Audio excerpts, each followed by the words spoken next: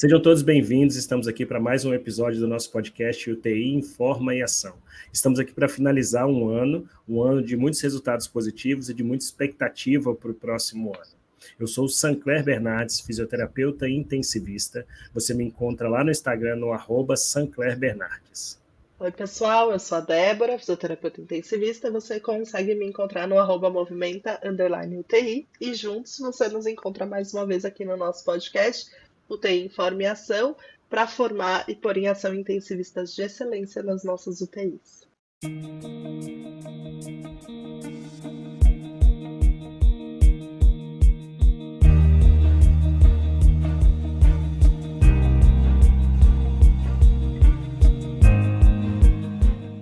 Bom, e hoje a gente vai então, né, como o Sancler falou, a gente vai finalizando o ano, né, Sancler, nosso último episódio aí de 2022, preparados aí para entrar em 2023. Então hoje a gente vai levar o nosso episódio aqui um pouquinho no tema Adeus Físio Velho, né? Todo ano, quando o ano acaba, a gente fica, né, naquela música Adeus Ano Velho. Então hoje a gente vai falar Adeus Físio Velho. Né? A gente vai conversar um pouquinho sobre coisas que a gente acha, né? A gente acredita, né? Por tudo que a gente tem de literatura, de evidência, que não dá mais, né? Que já deu, que a gente pode assim, ó, deixar para trás, fechar a porta para começar um ano novo, né? Obviamente teriam muitas coisas para falar, né? Mas a gente elencou algumas particulares, assim, que mais me incomodam, talvez mais incomodam o Sinclair, para comentar aqui. Né? Eu queria compartilhar com todo mundo que o meu filho, ele tem 6 anos, né? E ele se formou, né, no ensino infantil, ele vai para o fundamental ano que vem. E eu, quando ele entrou, né, na escola, na verdade ele entrou no berçário, né? Eu deixei ele lá com 6 meses a primeira vez para voltar a trabalhar. E foi muito emocionante agora, né, ter deixado. Ele vai mudar de escola, porque a escola dele não tem mais, né, não tem a continuação para o fundamental. E aí eu fiquei muito refletindo sobre isso, sabe? De ter deixado ele ali com 6 meses de idade e agora, né, nesse fim de ciclo, tá, né, pegando ele, entre aspas, ali com 6 anos, né? E eu fiquei pensando o quanto as coisas mudaram, né? E o quanto a escola, né, as professoras, elas vão caminhando com a evolução da criança, né? É muito bonito de ver que não são as mesmas professoras, né? Mas essa trilha educacional, né? E aí eu queria fazer esse link, né, para começar com o nosso podcast, que a ideia é essa, né? Eu fico imaginando se essas professoras pegassem eles com 6 meses, né? E ali nos 6 meses, elas cada ano fizessem a mesma coisa com ele, né? O que ele ia evoluir, né? O que ele ia melhorar, né? Quais as oportunidades ele ia perder, né? É impossível, né? Não dá para ser assim. Mas a verdade, né, Sancler, é que a gente vê muito isso acontecer na UTI, né? Demais. A gente vê, assim, há 6 anos atrás, a gente hoje, muitas vezes, muita gente fazendo exatamente as mesmas coisas, né? E a evolução da nossa profissão ali dentro acaba ficando muito prejudicada, né? Com certeza, Débora. Isso é algo que me angustia. Eu confesso que sempre me angustiou, desde a época de aluno. E depois, quando eu me tornei professor, isso me angustia muito mais. É olhar e ver que ainda existem muitas pessoas que elas insistem numa forma técnica que foi aprendida há muito tempo atrás para executar até hoje. E quem acompanha a literatura, a ciência, ou a própria assistência, você pode nem gostar tanto de ler assim sobre ciência, mas a própria assistência, ela vai evoluindo com o tempo, como você usou esse exemplo brilhante aí da formação dos nossos filhos, das crianças, e vão se adaptando às novas realidades. Então não dá para a gente ser um profissional que se forma com uma habilidade técnica e se manter dessa mesma forma, esperando que a gente tenha bons resultados. Tudo mudou, tudo evoluiu, novas perguntas foram respondidas, novas evidências surgiram. E você sabe que é uma das coisas que eu falo brincando para os alunos, mas eu cobro isso fielmente, eu falo assim, olha, daqui uns 20 anos, provavelmente sou eu que vou estar dentro da UTI com algum problema. E não acho que eu sou uma pessoa 100% saudável para não ter que passar por isso em algum momento, mas eu acho que eu vou estar lá dentro da UTI. E uma das coisas que eu espero de vocês, alunos, é que vocês não estejam fazendo exatamente as coisas que eu estou ensinando para vocês aqui na beira do leito. Se chegar daqui a 20 anos e eu estiver na UTI, você estiver fazendo comigo as mesmas coisas que eu ensinei, provavelmente você parou no tempo. E sim, chegou a hora de dar adeus. Na verdade, já passou da hora de dar adeus para esse físio velho. A gente está aqui hoje para discutir sobre isso, para mostrar, para encerrar o ano e para trazer uma reflexão para a cabeça das pessoas, né, dos profissionais na área da saúde, é que existem dois profissionais. Um que está parado no tempo, que se esqueceu de evoluir e que vai estar fazendo a mesma coisa e que vai estar brigando para fazer a mesma coisa, mas que vai ter resultados ruins, ou o profissional que vai surfar na onda da evolução, que vai, assim como a UTI se modernizou e se tem uma sobrevida muito maior, você tem melhores condições de saúde, a gente batalha, né? A gente falou semana passada com o Fernando aqui sobre um olhar mais humano, a gente vem constantemente evoluindo em todos os aspectos técnicos, científicos e de equipe. Esse outro profissional, ele acompanha a evolução. Então, na verdade, o Natal já passou, mas é um pedido que fica, né, pelo menos no planejamento para 2023, é de que nós possamos, cada um dentro da esfera, da magnitude do que a gente tenha, e que os alunos, os profissionais, os técnicos, todos os que nos ouvem aqui, eles possam também dar adeus para esse físio velho. Quando for pular as ondinhas, a cada ondinha que pular, jogar lá um pouquinho do físio velho fora. Se tiver de plantão na noite do Réveillon, na hora que todo mundo for se abraçar, você vai fazer aquela, né, pensamento positivo e pensar e almejar as coisas para o ano de 2023, que possa ser colocar esse profissional de fora. Todos agradecem, os demais colegas, os pacientes, os familiares, todo mundo agradece. Exatamente, perfeito. Eu acho que é bem isso que você falou, né? É assim, deixar algumas coisas para trás para poder responder à nova realidade e às novas necessidades, né? Que surgem. E aí, se a gente parar para pensar, né? Eu já queria começar colocando algumas coisas, então, né? Eu elenquei aqui algumas coisas O que a que é gente. que você acha que temos que dar adeus, né? Isso, eu elenquei algumas coisas aqui que eu acho que eu é, talvez por ser mais recente, algumas vivências aí que eu tive nesse semestre, enfim, mas eu elenquei essas como eu efetivamente daria a Deus, né? E aí, quando a gente fala em estar ali caminhando para atender às necessidades e às novas realidades, eu acho que uma dessas que é gritante é a questão da informação que as pessoas têm. E agora eu não estou falando mais da gente como fisioterapeuta, mas dos pacientes, né? Do tanto de informação que os pacientes têm à mão, enfim, para qualquer coisa, né? Para tirar dúvida, para pedir alguma coisa, para saber como deveria ser feito, né? Então, eu acho que uma das coisas que a gente precisa deixar para trás, definitivamente, é essa conduta centrada no profissional de saúde, porque não dá mais, né? Com o advento de Instagram, né, onde pessoas leigas têm acesso a informações, né, técnicas, científicas, à internet. Não dá mais para a gente fazer um cuidado centrado no profissional, né? Esse paciente, essa pessoa, essa família, ela precisa estar no centro, né? Ela precisa participar. A gente já falou disso algumas vezes aqui, mas eu acho que assim, definitivamente não tem mais espaço. E esse é um adeus que a gente precisa dar para esse cuidado que não está centrado na pessoa, né? E aí, eu até fui dar uma olhada, né, sobre isso, sobre esse tema, então, que acho que é um tema que a gente acha que é um tema do futuro, mas na verdade é um tema que já vem há anos, que é esse cuidado centrado no paciente, né? E aí a gente tem ali as primeiras, digamos, as primeiras questões científicas mais robustas, né, em relação ao cuidado centrado no paciente, desde um pouco antes de 2010, de 2005, né? Então, assim, se a gente parar para pensar, vai fazer aí 15, 20 anos que a gente tem os primeiros relatos, né, na literatura sobre cuidado centrado no paciente. Né? E a gente agora tá assim, nossa, a gente precisa fazer alguma coisa, né? O Plano Nacional de Humanização do SUS, eu fui olhar, ele foi publicado em 2003. 2003, ele vai fazer exatamente Quase 20 20 anos. anos o ano que vem. Exatamente 20 anos o ano que vem. Né? Ele foi feito para fortalecer iniciativas de humanização, né? Há 20 anos atrás.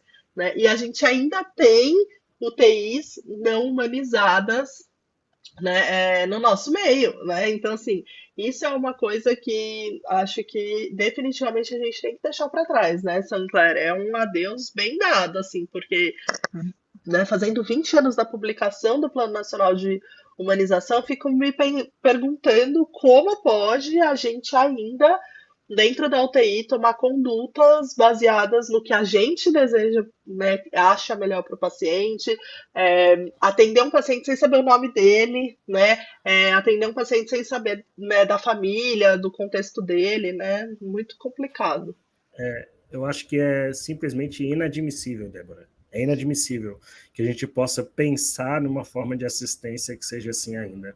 Isso é reflexo de como muitas unidades, serviços e equipes não conseguem nem chegar perto do que se publica, do que se escreve, do que se preconiza, do que se sabe hoje em dia. Como você disse, são 20 anos de uma... A gente está falando, não é que 20 anos que começou a estudar sobre o assunto, é 20 anos da publicação de um documento oficial para que se fosse feita medida para que a UTI fosse mais humanizada. Para se chegar num documento desse, são anos de estudos prévios. E aí a gente tem unidades que não fazem isso, como você disse, elas são baseadas na cabeça do profissional, naquela forma de assistência que o profissional fica mais acomodado, e não que o paciente tem. Eu acho que é inadmissível, e esse adeus físio velho, ele tem que ser ligado a um físio novo, que seja obcecado pelo cuidado centrado no paciente. Obcecado. Se ele for obcecado no cuidado centrado no paciente, ele vai conseguir entender que ele tem um arsenal maior de terapêuticas e ele vai conseguir ter resultados muito mais significativos do que da outra forma que ele trabalharia, né?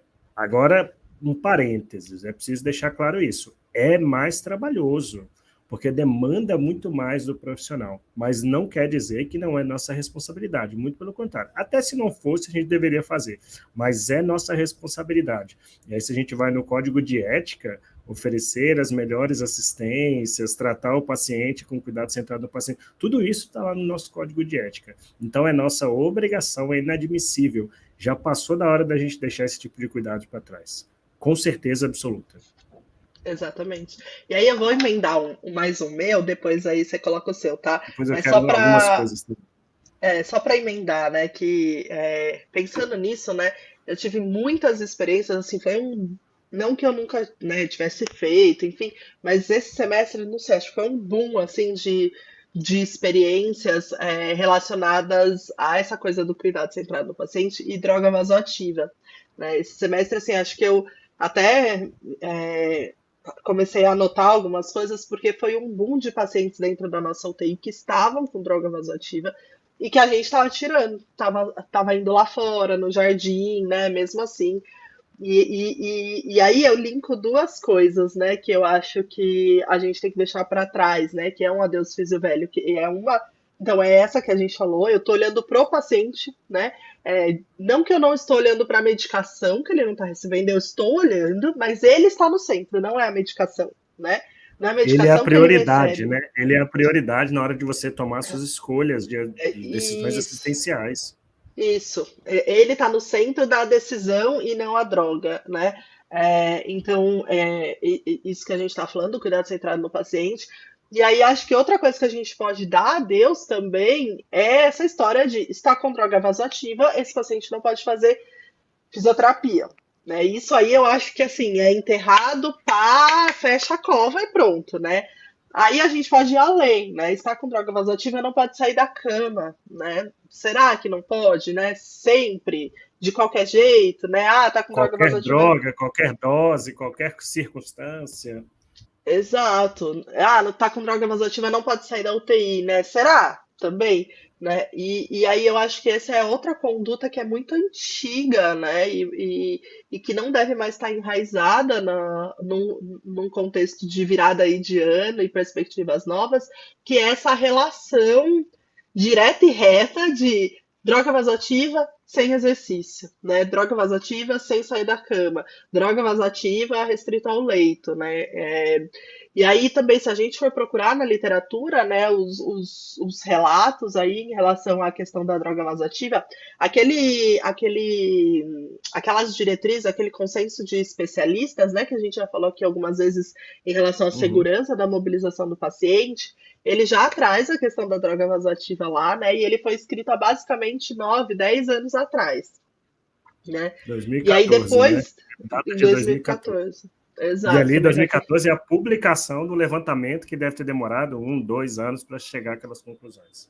Exato. E aí de lá para cá, né, a gente teve também um boom gigante, assim, com vários artigos, culminando aí com boas revisões, né, sistemáticas, lançadas há pouco tempo, falando sobre exercício de droga vasoativa, né? Então eu acho que é outra coisa que a gente já tem na literatura muito, né, como fator de risco para os nossos pacientes, para perda de força, de funcionalidade, e que a gente pode dar então adeus para essa relação que definitivamente ela não é fixa, né? Ela não é enraizada, de exercício e droga vasoativa não combinam, né? E aí acho que você falou, e aí é o que a gente tem que pensar, assim, então a gente já tem evidências na literatura e sempre elas vêm com essa pegada de qual é a droga, né? Quanto tá de droga, né? Mas está aumentando ou está diminuindo?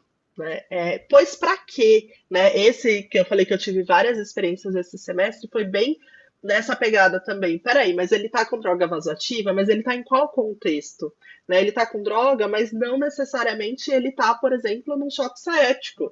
Né? Então, poxa, será que não dá para liberar o exercício agora? Será que não dá para liberar sair lá fora? Ele tá com droga vasoativa, mas ele tá num contexto de cuidado paliativo, igual a gente falou com o Rogério alguns episódios atrás, né? E que a gente ainda não evoluiu para esse paciente para uma enfermaria. Então, poxa, será que ele não, né, não dá pra gente fazer o exercício, sair da cama? Então, acho que esse eu só queria aproveitar para falar dois meus aí, que eu separei, como o Adeus e Velho, porque eu acho que eles se engancham, né? A partir do momento que a gente Demais. tira esse olhar, né, para o remédio, para a doença, né, e tem um olhar de cuidado centrado no paciente, a gente consegue entender que não existe uma relação fixa entre droga vasoativa e necessidade de restrição ao leito, né? Perfeito. E aí eu vou até extrapolar um pouquinho, Débora, e aí vou fazer uma provocação a todos os profissionais.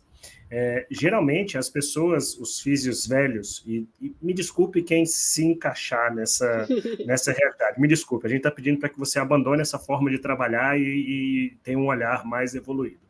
Esses físios velhos que são atrelados a isso, eles são muito pragmáticos, é assim, droga não pode, não tem fisioterapia, como você citou.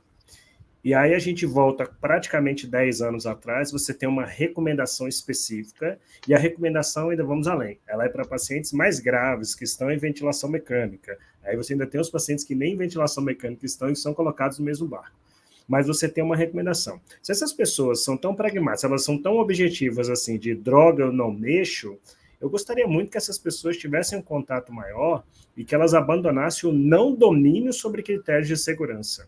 Porque se elas tivessem lido com clareza, com calma, tivessem estudado a fundo, elas já teriam visto que, de uma maneira bem pragmática, a droga não é uma contraindicação para a mobilização desses pacientes. Então, se você tem uma regra antiga que dizia tem droga, eu não posso mexer, a partir do momento que você tem um documento desse, e que apesar do tempo ele é um documento super importante e prioritário nas prescrições de exercício, a pessoa deveria pegar, então, o documento e começar a trabalhar em cima do documento. E não no achismo que a gente tinha antes que essas evidências chegassem. Poxa, eu até entendo que lá antigamente você falava assim, pô, droga vasoativa é algo muito sério, mexe com a hemodinâmica, talvez o exercício cause instabilidade, então a gente não vai mexer. E aí a ciência começa a evoluir, começa a me mostrar, posso mexer. Então abandone aquele pensamento antigo. Se lá diz assim, paciente com droga, mas com uma PAM estável acima de 65 pode ser retirado do leito, ponto final, ele pode ser retirado do leito, não tem o que se discutir. Mas é droga, eu não me sinto seguro. Leia e coloque em prática, que você vai se sentir. E de lá para cá, você falou, inúmeros trabalhos começaram a ser mais específicos. Começaram a estudar doses mais elevadas e começaram a estudar atividades mais intensas. Então, o que a gente está construindo hoje de evidência são exemplos que você citou, tira do leito, vai lá para fora, depende do contexto. Então, a gente não tem nem que estar discutindo mais se faz ou não faz. Talvez a gente tenha que estar discutindo hoje em dia, e a dúvida do profissional na beira do leito é o que eu consigo fazer, até onde eu posso ir. E junto com a equipe, com os médicos, qual é a dosagem que ainda me garante segurança. Então, Tchau, tchau essa ideia, essa associação simplista de que tem droga eu não posso fazer. Ter 1 ml de nora, meio micrograma, ter 100 ml de nora, são condições completamente diferentes. A gente precisa ser um pouco mais pé no chão e entender que não fazer pode ser tão prejudicial ou até pior do que fazer em muitas situações. E para quem leu esse trabalho aí sabe que é o sinal amarelo, riscos e benefícios. E você tá falando, né, de que às vezes fica com receio, né? Porque, mas a gente trouxe exemplos, né? E acho que foi isso que a gente combinou aqui antes do podcast, de trazer exemplos, nem porque como a nossa ideia é justamente falar, olha, se você tá fazendo, desculpa, mas você tá um tanto quanto velho aí nesse contexto de fisioterapia, né? Vamos, Exatamente. mas acho que, enfim, né, é sempre antes tarde do que nunca, né? Então, assim, a nossa ideia aqui é só falar, olha, gente, vai mudar o ano, vamos lá, né? Vamos deixar isso para trás. Mas mesmo que você tenha ainda um pouco de receio, a gente optou por trazer coisas, né, Sancler, que não é que assim, o ano passado alguém começou a falar sobre esse assunto, né? Não, Exato. são coisas que já têm anos, 10, 20 anos de publicação, né? Então, assim, tá mais do que na hora, né? Não é uma coisa assim, ainda estamos analisando, não, né? Então, e se você, pode ser que alguém tá escutando, tá falando, acho que eu não sou um físico tão velho porque eu faço, né? Eu faço exercício na cama e tal, então a gente tá te convidando a pegar essa última fala do Conhecer um Sancler mundo novo.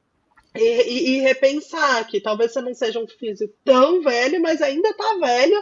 Se você ainda está questionando se pode tirar da cama, se não pode, ao invés de questionar qual é o tipo de exercício para aquele paciente que seria o mais ideal, né? E o Mas e aí, envolvimento, você? sabe, Débora? Antes de eu colocar a minha, o envolvimento. Talvez alguns filhos estão pensando assim, poxa, eu já li, eu já estudei, eu queria fazer, mas na minha UTI não deixam. Na minha UTI é proibido. A gente já discutiu isso aqui em diversos episódios. O quanto o papel na comunicação e participação junto da equipe é importante, né? Então, se você está num patamar na sua UTI que você entende que precisaria, que você tem segurança do ponto de vista teórico, mas existe uma barreira que é a restrição à contraindicação pela unidade, uma barreira estrutural ou de processos do seu hospital, faça parte da mudança. Vá lá, discuta, leve essas evidências, converse com as pessoas e etc. Então, com certeza, isso também faz parte. E o que eu gostaria de deixar, sabe, eu vou contar uma historinha aqui. Eu tenho um colega que foi professor, um grande colega, que é o professor César, e a gente fez uma série de eventos e séries no Instagram já muitas vezes.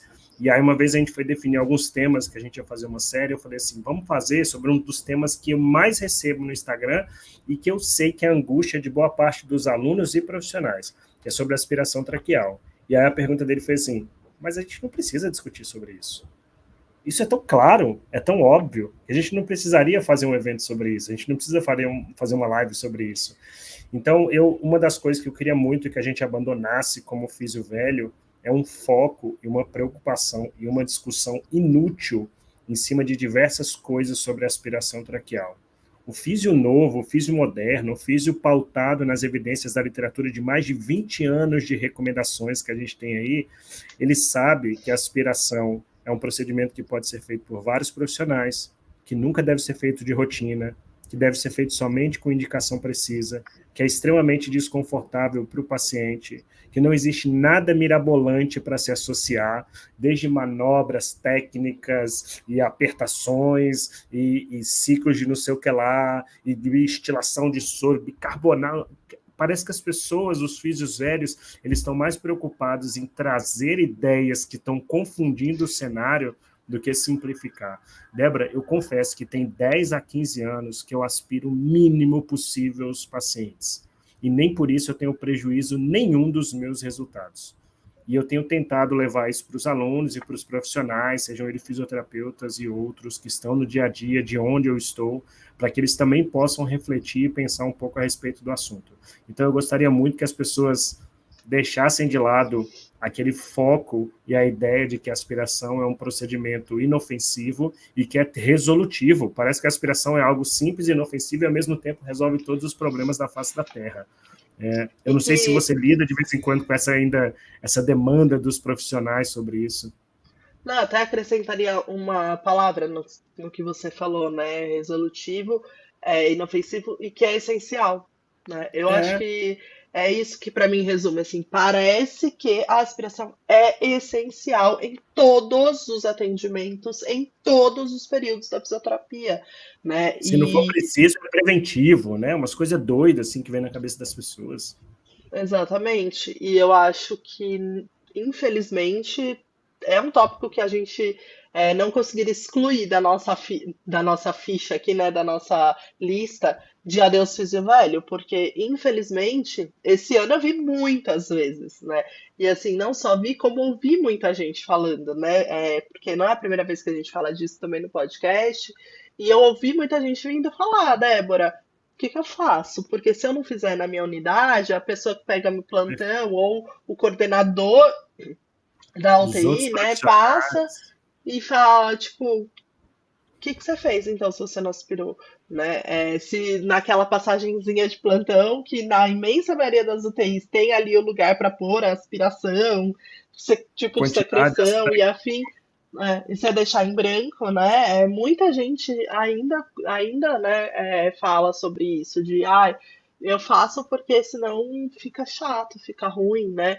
Então acho que, infelizmente, é um assunto que entra aqui para nossa lista do Adeus Físio Velho, porque ele ainda aconteceu esse ano. eu faço um convite para que as pessoas elas deem oportunidade para serem fisioterapeutas que não levem isso como essencial, resolutivo e inofensivo. Tentem fazer isso. Tentem respeitar a regra, os critérios estabelecidos sobre a necessidade de uma aspiração traqueal. Provavelmente você vai ter muito mais tempo no seu plantão. Ele falou sobre gestão de tempo já, e coisas inúteis era uma das coisas que tomava muito tempo, né? Você vai ter muito mais tempo para executar outras coisas, inclusive coisas que são atribuições exclusivas do fisioterapeuta, como a reabilitação. Então, o convite é o meu desejo, um dos pedidos para 2023 dentro da nossa profissão é que a gente abandone esse pensamento, que a gente abandone essa ligação extrema com a técnica, que os professores eles ensinem de uma maneira proporcional para os alunos. Eu tive a oportunidade recentemente, fui encerrar o estágio com a turma e a gente estava discutindo exatamente sobre isso. Como uma turma chega no final do curso tão preocupada em fazer a aspiração, se vai fazer certa, que está com medo da aspiração, achando que o paciente vai morrer se for aspirado e se não for aspirado, e etc. e tal. E aí, às vezes, a gente tem que desmembrar o estágio num período para desconstruir essa ideia, para depois eles terem menos tempo de aproveitar o estágio de fisioterapia em terapia intensiva. Gente, é impressionante. A gente, para quem tá ouvindo, eu juro que a gente não tinha conversado sobre isso antes, né, Sancler, assim, desse ponto específico. Mas o que você tá falando é exatamente o que eu vivo toda a mudança de bloco de UTI. É, eu pergunto, e aí, pessoal, o que vocês acham da UTI? O que passa na cabeça de vocês? Eu tenho muito medo da aspiração. Eu já quero colocar minha cabeça assim dentro da parede, sabe? Aí, assim, acho que agora você falando, né? Acho que é uma das coisas que eu queria deixar para trás em 2022, sem dúvida, assim, sabe? Essa necessidade que eu tenho de todo o começo de estágio, eu faço exatamente o que você falou. A primeira semana, infelizmente, porque eu acho infelizmente, Muito eu, infelizmente, você eu, gasta te- ela. eu gasto pegando pacientes que às vezes não têm nada para eles aprenderem, a não ser a técnica de aspiração. Pra, tipo, faz logo de uma vez nessa primeira semana, vê que não tem nada demais, que né, não vai acontecer nada, que você sabe fazer, que é uma técnica como outra, né? Para passar, né? Para passar, porque parece que a UTI gira em torno disso. Só que eu acho interessante que depois, aí na segunda, terceira, às vezes na quarta semana, quando pega um paciente difícil de pôr sentado, de pôr em pé, aí descobre que não sabe a técnica, a facilitação exata para colocar o paciente em pé. Aí eu falo, gente, vocês estavam tão preocupados com uma técnica que, de verdade, é só técnica, né? Porque é só o jeito de pegar a sonda, enrolar, colocar, tirar. E vocês não estavam preocupados que, de repente, vocês iam pegar um paciente e não iam conseguir sentar, né?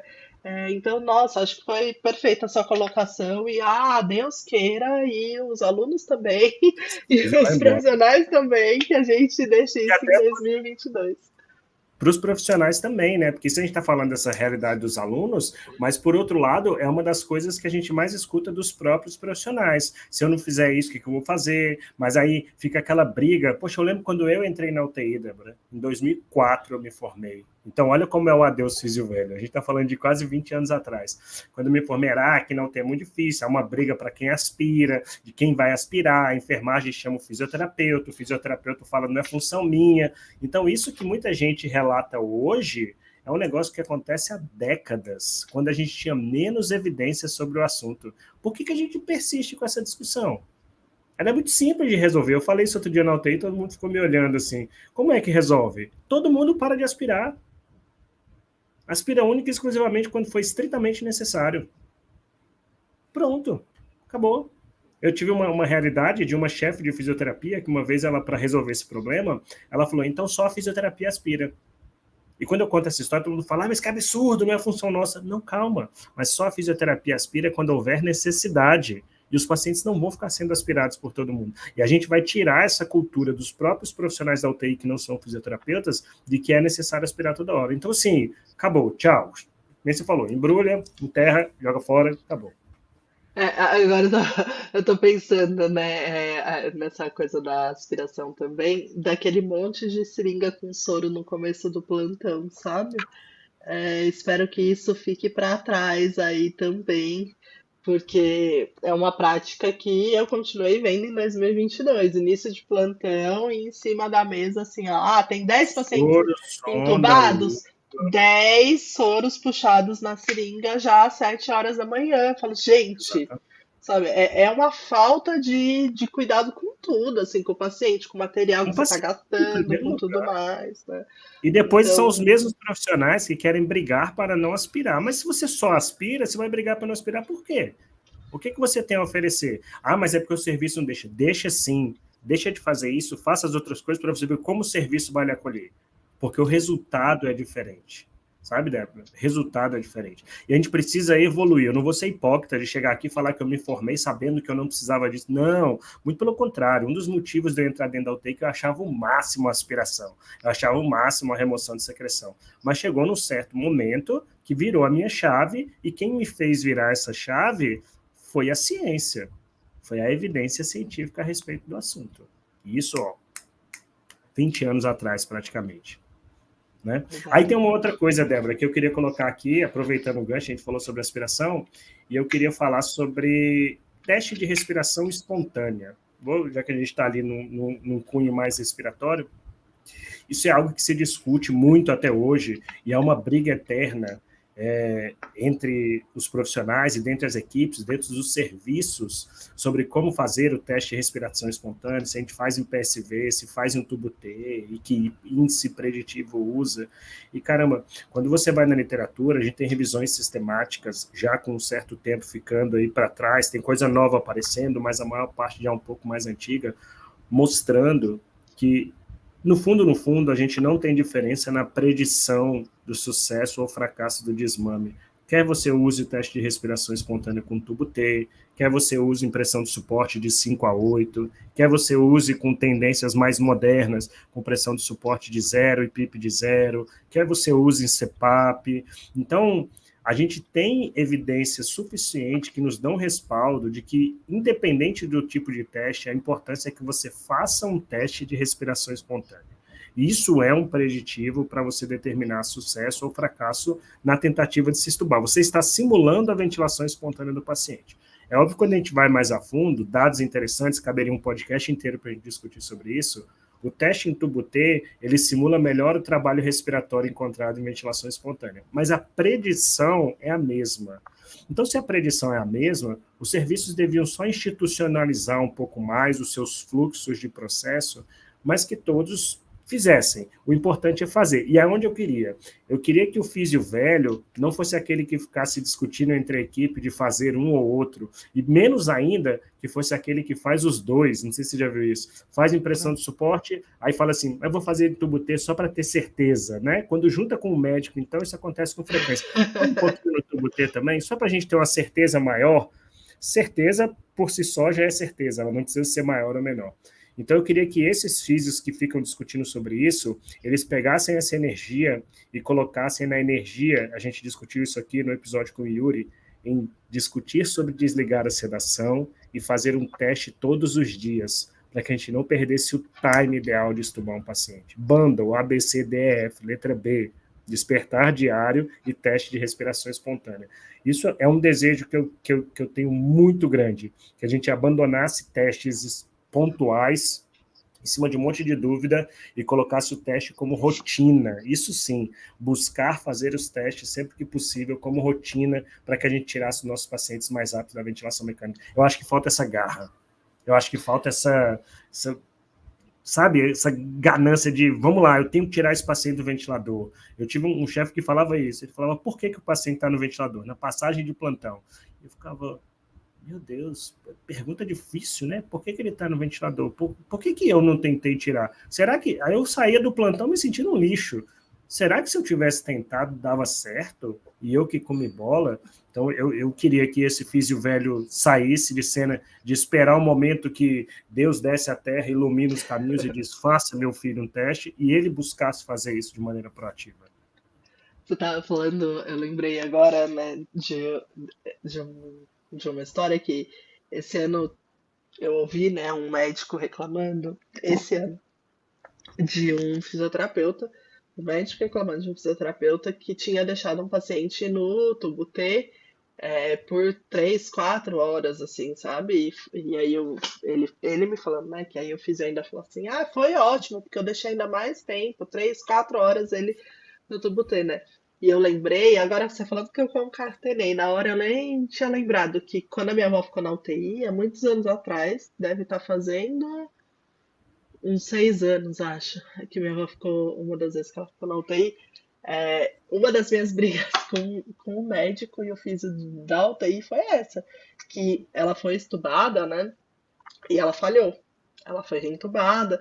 E aí, quando eu fui discutir o assunto, eles falaram: não, mas a gente fez teste de respiração espontânea. Inclusive, ela ficou 6 horas no tubo T. E eu, puta. Ai, desculpa, eu ia falar palavrão aqui. A chance dela voltar fadigada depois era grande, né? Não, e aí você vai, né, eu lembro que na época eu fui olhar o raio-x, ela é completamente congesta, com balanço hídrico super positivo. Eu falei, caramba, sabe? Tipo, vocês preocupados em deixar 8, 6 horas num tubo T e não cumpriram o básico, né? Que era olhar balanço hídrico e o raio-x dela e ver, né? Mas aí você vê, esse ano eu escutei a mesma história, né? Então, assim, é isso que a gente tá falando, são coisas de anos e anos que não dá mais, né? E aí eu queria fazer uma pergunta. Você prefere, ou você acha que... Porque quando a gente fala de tubo T, né, tem a questão da pecinha T, né? Ah, que quer ter o T, né, na UTI, a pecinha, para Não quem pode ser o Y, nunca, tem que ser o T, nunca... né? Exato, né? Então, se eu vou fazer um tubo T, aí eu tenho que ter um T, né? E eu, sei lá quantos tempo faz que eu não vejo um tubo T, não sei você, né? Mas é meio raridade por aqui, assim, conseguir um tubo T, né? E aí eu acho que é muito uma coisa de físio velho, assim, querer que ter uma caixinha de tubo T Que tem a dentro da UTI, macronebulização. ao invés de, por exemplo, estar brigando para ter um elevador suspenso, um andador, né, mais moderno, que suspende parcial peso, enfim, né?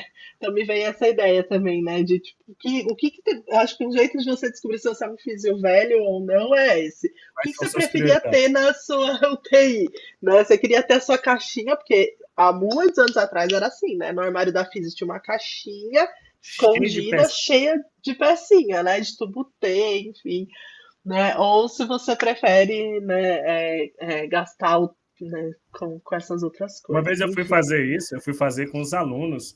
Aí eu falei, vamos fazer o teste. E aí no serviço era com tubo T. Aí eu falei, então tá bom. Aí o paciente estava no ventilador, já com 5 de PIP e 21% de FI. E aí eu desconectei o paciente do respirador e a gente ficou olhando. E aí os profissionais vieram em cima de mim e falaram, mas você não vai botar o tubo T? Eu falei, não, ele não precisa de oxigênio, ele tem uma via de entrada e de saída de ar sem precisar de oxigênio, a saturação dele está boa. Não, mas a gente precisa colocar oxigênio. Não, não precisa. O oxigênio é de acordo com a saturação. Não precisa. Então, é isso, sim. O físio novo, inclusive, ele consegue enxergar e adaptar suas ações por meio do que é realmente necessário. Você não precisa ficar preso em coisas inúteis. Usa o Y, né? Você tem o Y do ventilador, ele dá certo também. Se você vai fazer um teste de apneia, você põe um catéter dentro do tubo. Por que não botar um catéter dentro do tubo? Então, a gente tem que ser mais adaptável. E eu prefiro mil vezes todas essas coisas. Se você me perguntar qual dos dois você usa, assunto para um podcast de 2023, teste de respiração espontânea. Qual dos dois você usa? Eu prefiro pressão de suporte.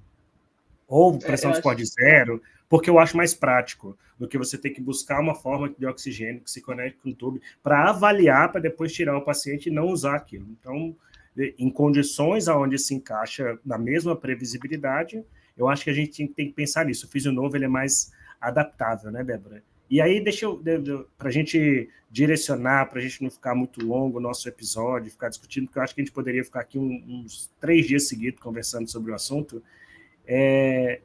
No geral, assim, de mensagem de final de ano, o que você acha? Agora eu estou trazendo o que a gente vem fazendo desde setembro, quando esse podcast começou em 2022, né, nesse ano. O que você acha que a gente precisa abandonar do ponto de vista não técnico? Qual é o seu desejo em relação a isso? Da parte não técnica, eu não acho técnico. que uma coisa que a gente pode pensar em adeus físio velho também é um físio dentro da UTI que não se comunica, sabe? Que não se comunica com a equipe, que não se comunica a gente falou, né, aqui em algum outro episódio também, acho que no episódio de passagem de plantão, né, que a gente falou dos rounds multidisciplinares, aquele físio que no round multidisciplinar não se comunica, não coloca a sua posição de não, eu acho que é isso, eu acho que esse paciente pode ser assim, eu acho que pode ser assado, não, eu acho que não é hora de dar alta, sabe? Obviamente, né, não se comunica com respeito e toda uma questão envolvida na comunicação, que também pode ser outro episódio para o ano que vem, né? Mas eu acho que um físio velho para a UTI hoje é um físio que não tem o seu lugar de comunicação, de fala dentro da equipe multidisciplinar. Perfeito, excelente, excelente. E você, o que você acha? Se você, para não ficar exatamente igual, mas eu acho que eu gostaria que o físio velho que fosse abandonado, que a gente deixasse ele para trás, é o físio que tem um comportamento de ser pequeno. A nossa profissão não é pequena. Ela tem a ver com isso que você estava falando. A nossa profissão ela é de posicionamento, a nossa profissão é uma profissão de decisões terapêuticas. Se você for parar minuciosamente para pensar, a fisioterapia está envolvida em praticamente todas as decisões assistenciais dentro do UTI. Quando liga ou não sedação, quando intuba ou não o paciente, quando estuba ou não o paciente, quando o paciente sai do leito ou não, a alta do paciente, as vontades do paciente. Então, eu queria que a gente deixasse de lado uma ideia de que a nossa profissão é pequena, de que a nossa profissão é subordinada a outras profissões, que a gente tem problemas porque a equipe não ajuda a nossa profissão e que a gente assumisse um pouco mais o protagonismo que a nossa profissão nos reserva, que a nossa profissão tem para os seus profissionais, ela tem um protagonismo que é muito interessante e que é muito bem-vindo nas unidades. Acreditem nisso. Ele sendo feito de maneira adequada, ele é muito bem-vindo. Então, eu queria que a síndrome de pequeninice, de minúsculo, ficasse para trás e a gente pudesse evoluir, pudesse entrar com a cabeça erguida dentro das UTIs, porque esse é o nosso papel. Você sabe que, né, agora a gente está finalizando, mas eu lembrei de uma outra coisa, né, que eu tinha até pensado aqui para falar, e que tem um pouco a ver com o que você está falando. Eu acho que a gente precisa abandonar muito essa falta de ir adiante, sabe? Em todos os aspectos. Então, assim, eu preciso de não sei o quê. Outro dia quebrou, a gente tem uma esteira na UTI, quebrou o IPA que, sabe, que encaixa para fazer a esteira funcionar, né? E A aí eu partida, saí, né? tipo, aí eu fui. Você tem um imã? Aí as pessoas, tipo, você quer um imã? Eu preciso de um imã. Você tem? Não tem. Eu sei que eu rodei o hospital inteiro até que eu tive uma ideia brilhante. Aí as pessoas, você não sossegou ainda? Eu falei, não, eu não resolvi meu problema, como que eu vou sossegar? Né? Então, assim, essa coisa de, tipo, ir adiante. Não consegui hoje, vou amanhã. Não resolvi o problema, não vou parar enquanto não resolver, né? E acho que isso é uma coisa não técnica. E falando da técnica especificamente, acho que uma coisa que só eu queria complementar, que eu abandonaria muito, é a falta de progressão, né? E aí eu desejo que a falta de progressão em todos os sentidos da nossa profissão fique para trás nesse ano, sabe? Eu estava lendo um artigo, né? Até era mais sobre essa questão de segurança, né? Dos exercícios na UTI.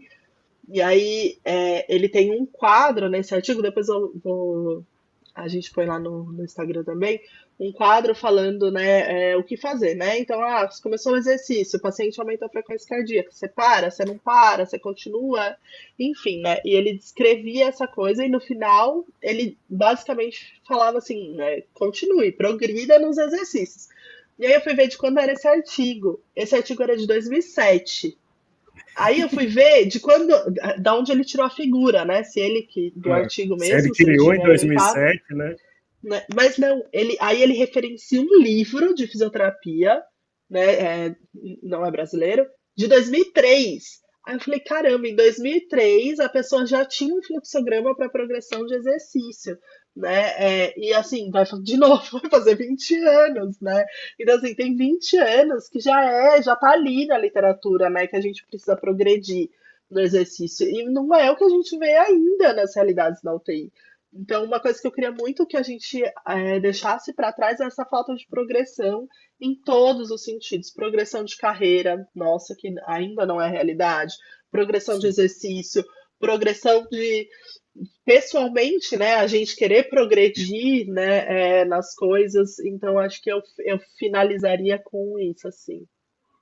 Excelente, é uma ótima mensagem. A gente tem diversas coisas que a gente está colocando aqui e que não necessariamente sejam verdades absolutas e que daqui a 20 anos não serão, tomara que não sejam, mas que a gente compartilha isso com todo mundo que vem acompanhando o nosso trabalho durante esse ano, né?